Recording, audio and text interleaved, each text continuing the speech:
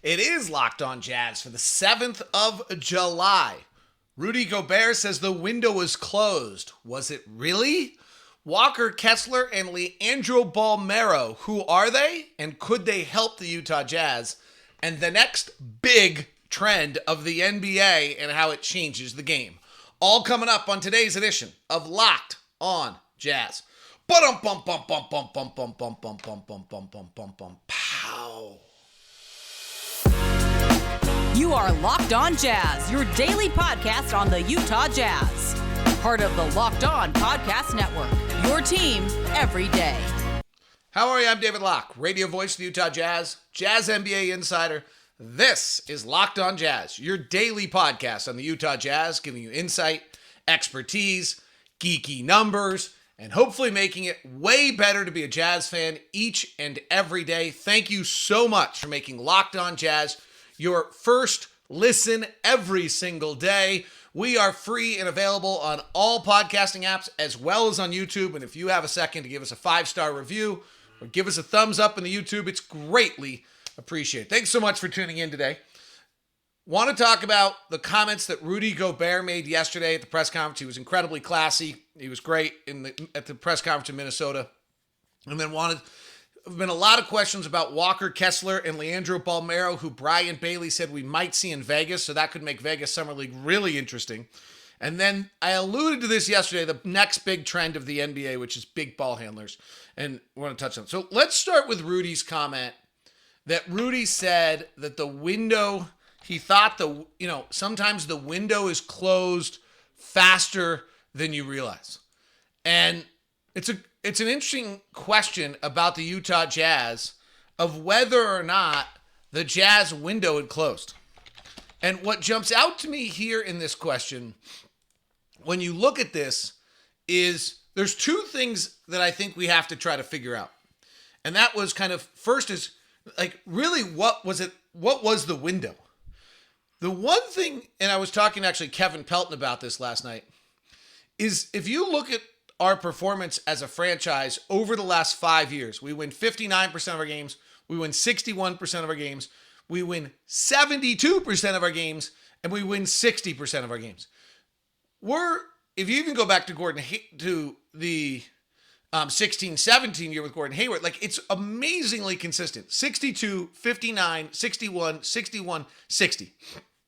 If you take out the COVID season of who the Utah Jazz were, you would look at us and say we were a 50-win team that couldn't break, that sometimes won a first-round series and sometimes didn't. Right?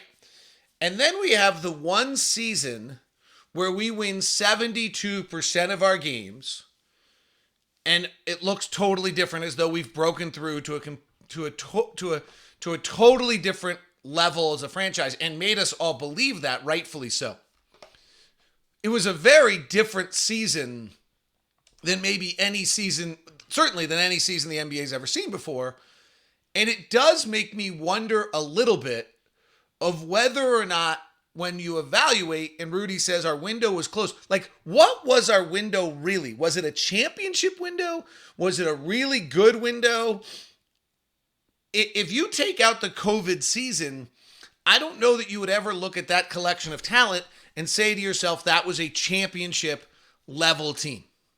It wasn't until we had this great year where we were unbelievable, had a +9 differential or whatever it was, +11 differential, had the best record in the NBA in a season that was definitely different than any other season. And we've gotten into it before in this show about, what some things the Jazz coaching staff and team did that year, which the rest of the league didn't do when there was a lack of preparation by the league. I generally think that most of the league punted on that season, and we didn't. And our coaching staff got incredibly detailed and did all sorts of amazing work and was able to break down what had to, how to prepare, how to get systems in, change the way they played with the early threes, and the rest of the league didn't catch up to it. And so I am a little bit of a believer that it's a little bit outlier. And so it's interesting to me on the idea that our window was closed. The first question I would ask on this concept is, how open was the window really? Right? Like, we thought we had this championship level team, and then it's in this one outlier season. And when we played the Clippers, we got kind of exposed and never recovered.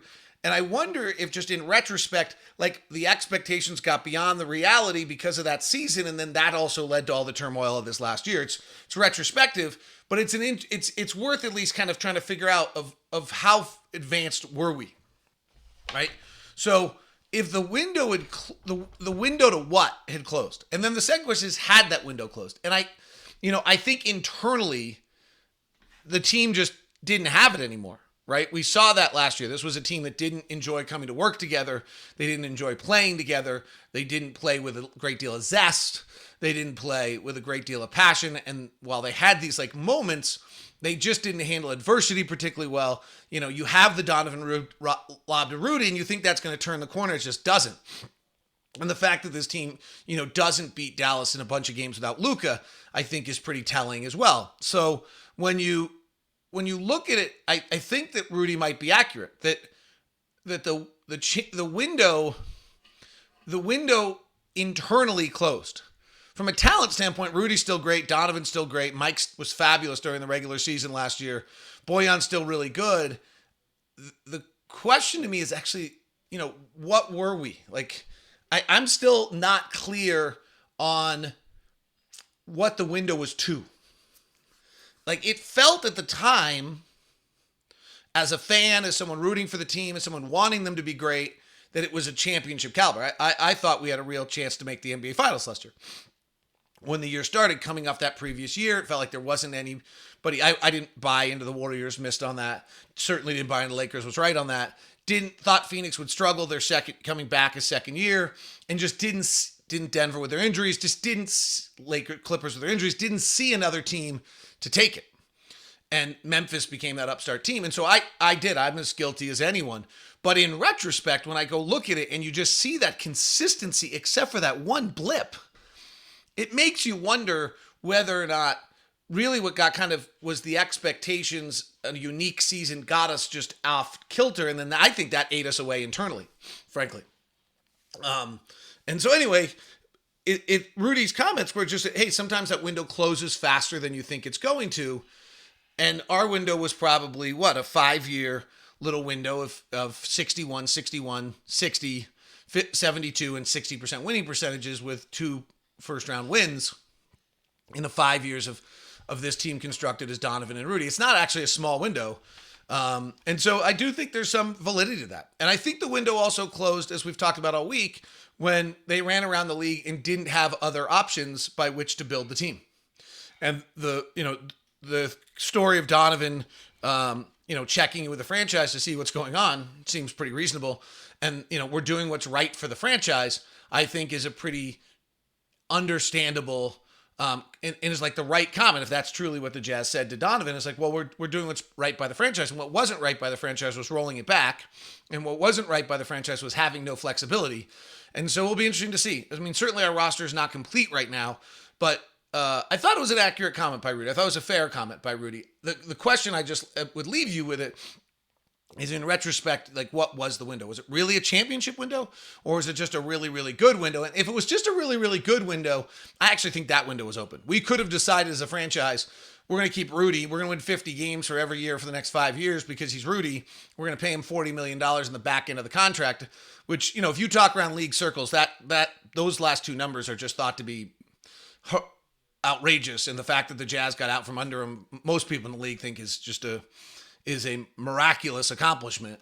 I don't know if we'll see. I feel like the salary numbers are moving up, and that might not be as horrific a number as people make it sound. But I think that, I think the window that was still open was the 50 wins every single season, as long as you have Rudy Gobert on your roster, and that's the window. But that also might have been where that window was. Like, I don't know that it was a window with a view to the most beautiful vistas of the Alps of Europe, where I think it was just a nice little view of 50 wins. And I think that window was still open. And I think we decided that window wasn't enough. So interesting kind of debate amongst yourselves about that. And you can talk about it in the YouTube chat. Who is Walker Kessler? Who is Leandro Bolmero? The 2 young unestablished players that the Jazz got in their collection of 5 from the Minnesota Timberwolves. We'll try to tell you who both of those are as we continue. Today is a Thursday edition of Locked On Jazz. There's a group out in Utah County. It's called Summit Capital. Jeff and Matt and David are Summit Capital, and they actually invested in Locked On. That's if you want the backstory on how we got to know them. They invested in Locked On, and when they invested in Locked On, they really, it was interesting. They didn't know a great deal about the media business, but Jeff was a huge listener, thought we were onto something, wanted to meet with us when he heard we were taking investment. Brian Henderson in town kind of connected us, and we met with them. I thought it was really interesting. They asked great questions, but they didn't act like experts. They didn't tell us how we were supposed to do it. They were a great pleasure to work with. They were not that private equity or venture capital firm that gave you an artificial timeline or told you when you had to exit. They were actually fabulous. The day we exited, they said, well, we wish we had invested more because it worked out pretty well. So here's what they're looking for. They're looking to provide capital for management seeking to buy out the owner of the business they work in. So someone works in a business.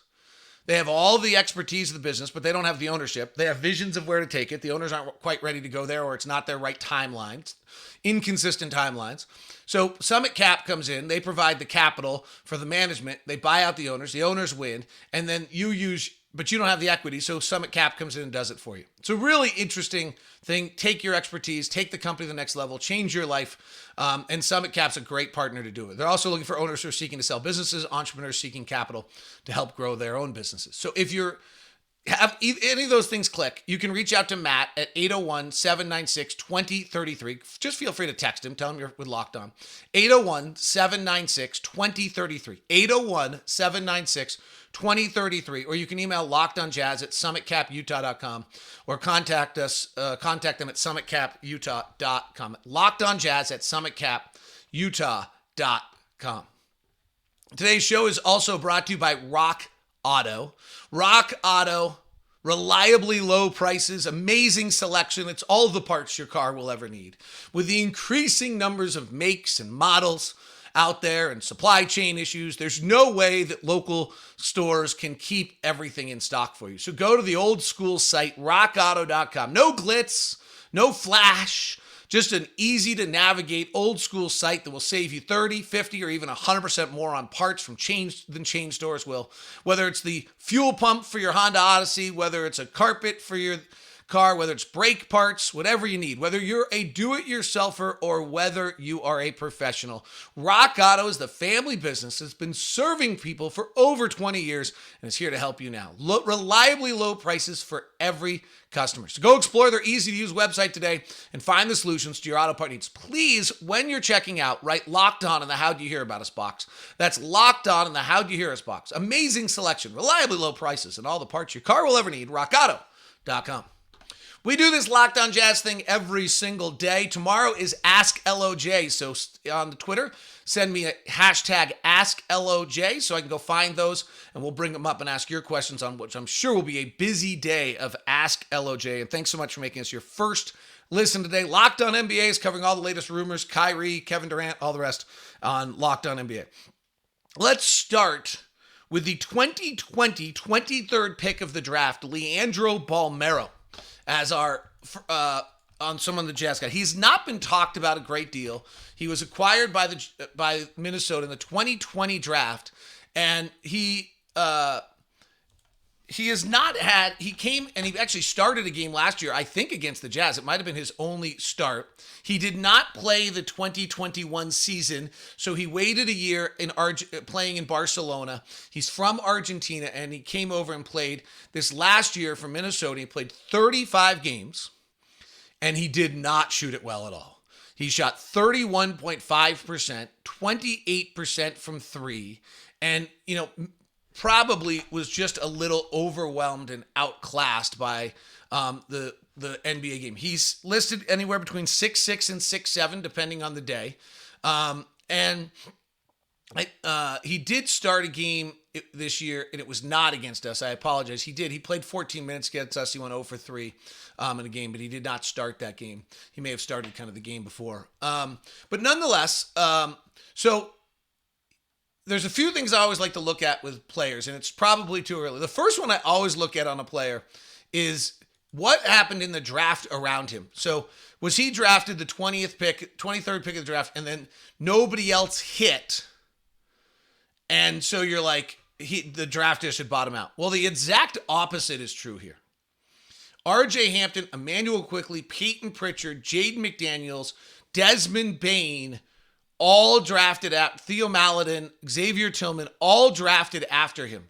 So the Knicks draft him at the 23rd pick. He's wildly underperformed for the draft. He's played the fewest games of anyone in that first round other than Udoka Azubuike. He's played the fewest minutes of any player that was drafted in that first round because he didn't play the first year. His shooting percentage at 31.5 is the lowest of anyone in that first round. So he's really untapped and did not have a great start to his career. Maybe the restart, maybe a new spot is good for him. So who is he? He's out of Argentina. He most recently has played for Barcelona.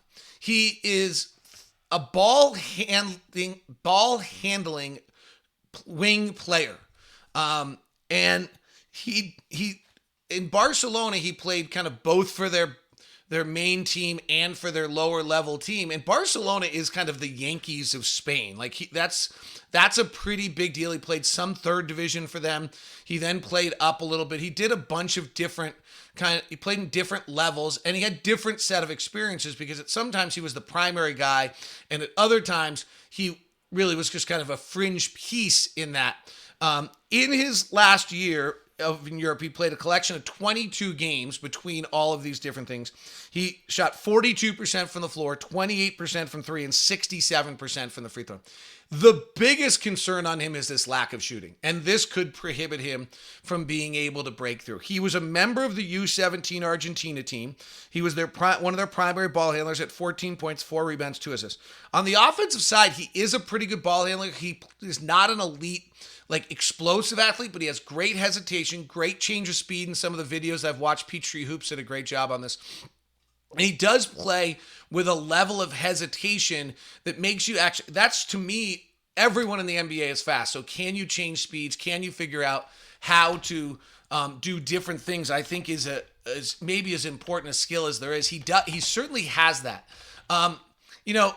He's white, foreign, and he's 6'6", and he handles the ball, so everyone wants to go to Joe Ingles.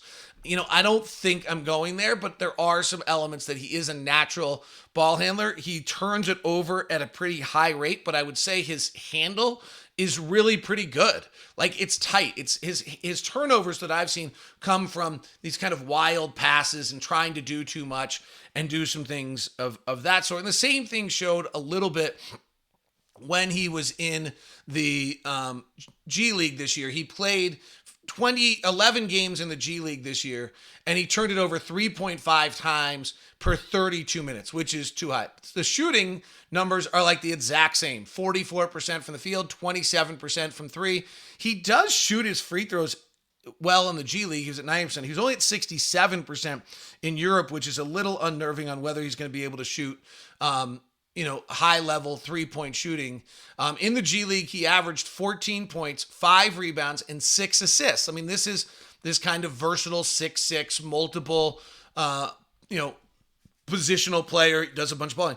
What's interesting about him is all reports is defensively, he's actually pretty good. His numbers defensively are good. He had 1.4 steals per game in the G League. He had 1.5 steals per game in Europe. So he's super active defensively.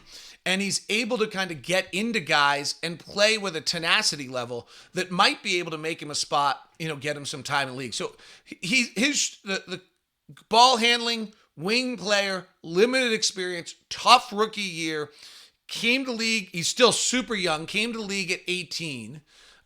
He is now just, I think, 21 years of age. His birthday is September 11th of 2000, the year before. So he's 20. That makes him 20, about to turn 22. So he's still, super young, but he was, he began his pro career at 16 years old in Argentina. And then by 18, 19, he goes to FC Barcelona, which is, a big time. And he plays their second tier, their third. He kind of bounces around, as I mentioned. So the question on him is going to be whether he can ever shoot the three well enough and add that skill. And then the other question is whether he can get his turnovers. Otherwise, under control. Otherwise, he does have some unique skills and does seem to be able to probably handle himself adequately on both the defensive end and as a ball handler, and a big ball handler in that, nice positional size at 6'6", 200, not super length. Walker Kessler, we're talking positional size. 7'1", with a 7'4" wingspan, which is a +3, which is good before we ever met Rudy Gobert. We would have liked that. And a 9'5" standing reach, which is also good before we met Rudy Gobert. As you've probably heard, his block rate last year at Auburn is the greatest ever in the history of the NCAA. When Kevin Pelton did his draft stuff this year, he came out as one of the best draft prospects because block rate and steal rate are the two numbers that happen in college that usually portend to a very good pro respect in that also. He is not a good free throw shooter, so the idea of him ever stretching out his game seems unlikely. He's a 58% free throw shooter. He's from a basketball family. Both his dad and his uncle played at Georgia. His brother played at Georgia as well. So he's from a basketball family. They're obviously super tall. He's a top 25 recruit in the country who started his career at North Carolina and then went after 29 games in North Carolina in limited time. He went and played at Auburn last year and got a ton of time at Auburn. He did actually have kind of a fun triple-double last year where he had 11 blocks against LSU. I mean, his block rate last year was just an astronomical number on him. Now, against Miami in the NCAA tournament, he gets played off the court. They end up hunting him in pick and rolls. He gets stretched out.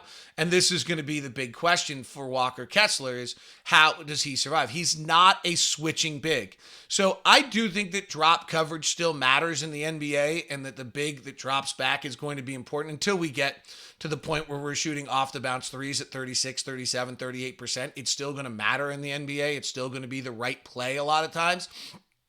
And so I think that Walker Kessler actually has a role. Now, in the playoffs, that gets a little tougher, and maybe this is the right way to have your drop big, is if Kessler can figure this out, depending on the night, he's playing somewhere between 15 and 25 minutes a night as your drop big and impacting the game in different ways, but he's probably not a 32-minute-a-night starting center at this point, but, rim protection is still very, very important. We've said from the beginning, we've talked about this a lot. The best teams in the NBA are the teams that are able to deny the rim, and those are the teams that make the playoffs. The tricky thing is that when teams suddenly get to the point where they get to the playoffs, then they are able to play the mid-range game, spread you out 5 wide, and that's not going to be something that's good for Walker Kessler in that circumstance. But it doesn't mean that you have only one way to play now, and I think Walker Kessler is an important player still in the old school drop big. That just means he's probably not a massive playoff player, and he's going to have, because he's not, as agile as some of the best and most bigs. But I think he'll be able to play, and he probably will be able to play pretty quickly. I don't think it's an outlandish concept as a rookie to expect him to be able to play 10 to 15 minutes a night unless we suddenly see massive foul trouble out of him. So those are the two youngsters, Jared Vanderbilt, Patrick Beverly, Malik Beasley, I think you probably know, but I'll give you some breakdowns on this week going on. And it sounds as though we may see both Bolmero and Kessler in Vegas. I know Kessler was planning on playing in Vegas for Minnesota, so this isn't a change. I don't know if Bolmero is planning on it now and what his original plans were, but we may see him in Vegas. So that would make Jazz Summer League in Vegas much, much more interesting. The next big trend in the NBA and where we're heading for you coming up. Today's show is brought to you in part by Built Bar. What do we got going on at Built today? Get your favorite gluten-free bars. Built Bars.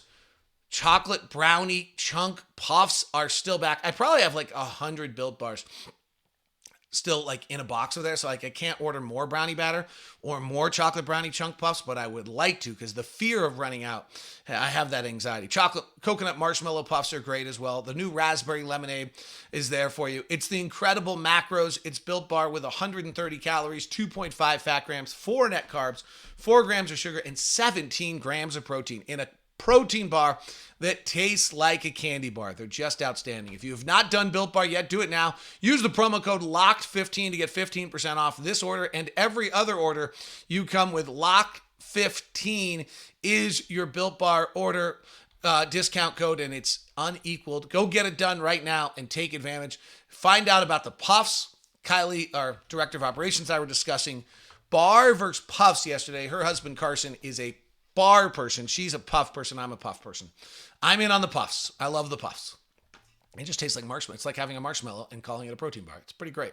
It's all at built.com. Use the promo code LOCKED15. Today's show is also brought to you by Murdoch Chevy, located in Logan and in Woods Cross. The Chevy lineup of cars is just outstanding. The Murdoch Chevy Suburbans and Tahoes are the SUVs you know well. The Colorado and the Silverado is the truck lineup that's just unequaled. What you might not know is how great the SUV lineup is overall. The crossovers and SUVs, running from the smallest one, the Trax, to the Equinox, to the Traverse, to the awesome Blazer and Trailblazer that lead you up to the mother loads, the Tahoe and the Suburban. The Bolt is their electric car, and it is getting rave reviews as well over at Murdoch Chevy, located in Woods Cross, also in Logan. If you're heading over, feel free to email me first at dlock09@gmail.com, and we will get you taken care of. Thanks so much for making Locked On Jazz your first listen of the day. We are here for you tomorrow with Ask LOJ, hashtag Ask LOJ. So, I think this is a huge discussion point. I just want to throw it out there. We can start talking about it more and more as time goes on. The 6'8", 6'9", 7-foot ball handler.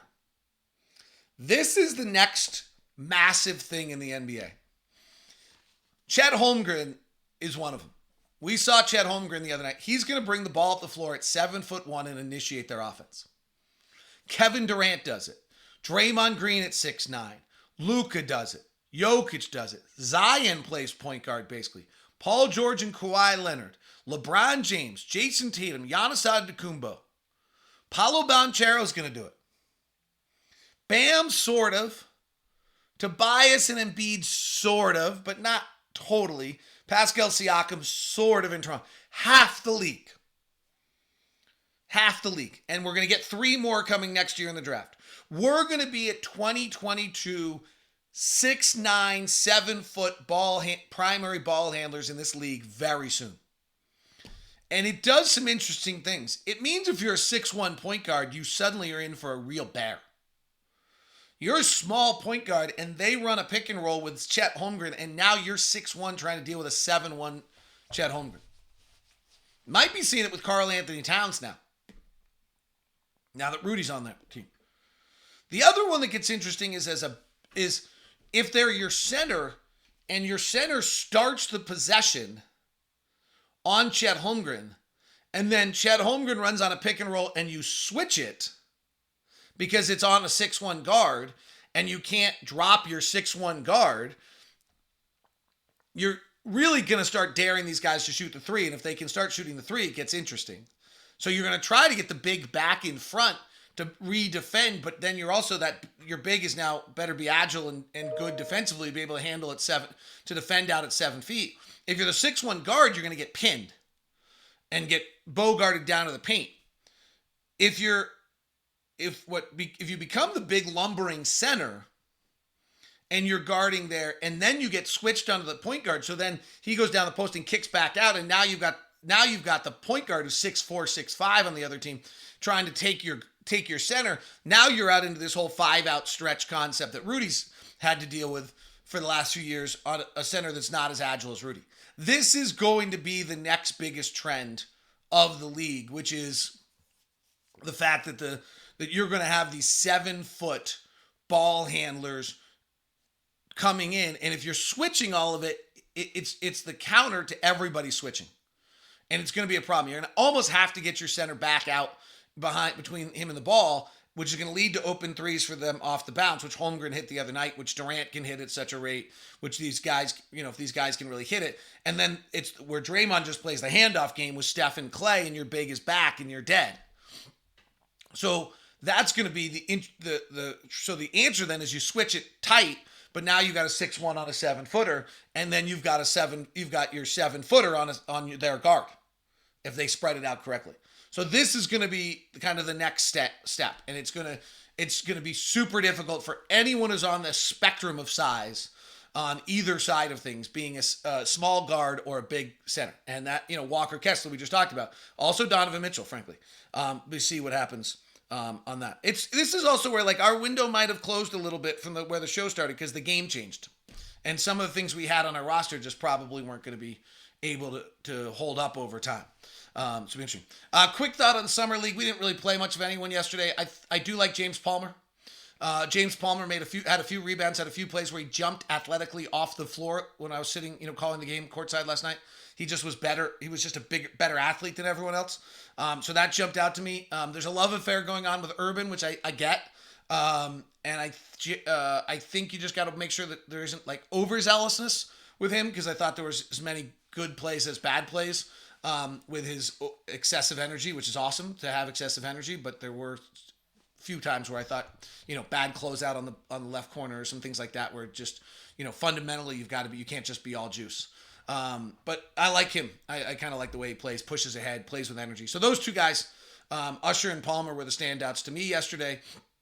We'll see Jared Butler back at it. Point guard play is so important. Cassius Winston dominated that game last night. When he was on the floor, they were good. When he was off the floor, they had no point guard, and the Jazz dominated. And then when Cassius Winston came back, Cassius Winston just took over the game. So point guard play is vital. I thought our little point guard played pretty well last night, Robinson. But Cassius Winston, who with his Big Ten background. So that's what the Jazz want to see out of Jared Butler tonight. All right, that is Locked On Jazz today. Ask LOJ tomorrow. Get the hashtag out and send me your thoughts and comments. Appreciate you. Thanks for listening. Now go make Locked On NBA your second listen of the day.